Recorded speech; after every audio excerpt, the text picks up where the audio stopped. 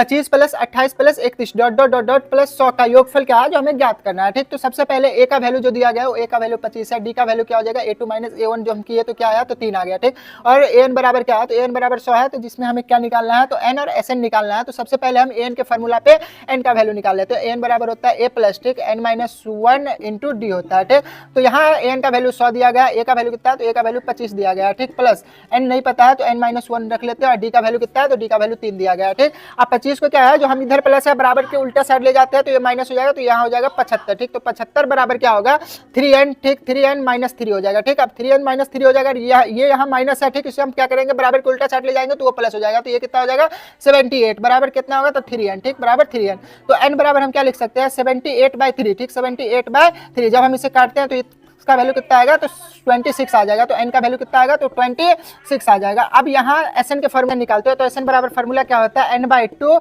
Into ठीक a plus L कर लेते हैं। ठीक, a प्लस एल कर लेते हैं। ठीक, अब क्या हो जाएगा तो n का वैल्यू मेरे पास दिया गया 26/2 हो जाएगा, और ये क्या हो जाएगा तो a का वैल्यू कितना है तो a है 25 और l का कितना है तो l है 100। ठीक, तो यहाँ हम 100 रख लेते हैं। ठीक, और जब हम इसे काटते हैं तो ये कितना होगा तो 13। ठीक, तो 13 क्रॉस ठीक 13 क्रॉस कितना हो जाएगा तो 125 हो जाएगा। ठीक, कितना होगा तो 125, जब हम इससे मल्टीप्लाई करेंगे तो ये कितना हो जाएगा तो ये हो जाएगा 1625 हो जाएगा। कितना होगा तो 1625। तो SN का जो वैल्यू होगा SN का वैल्यू कितना हो जाएगा तो SN का वैल्यू हो जाएगा 1625। तो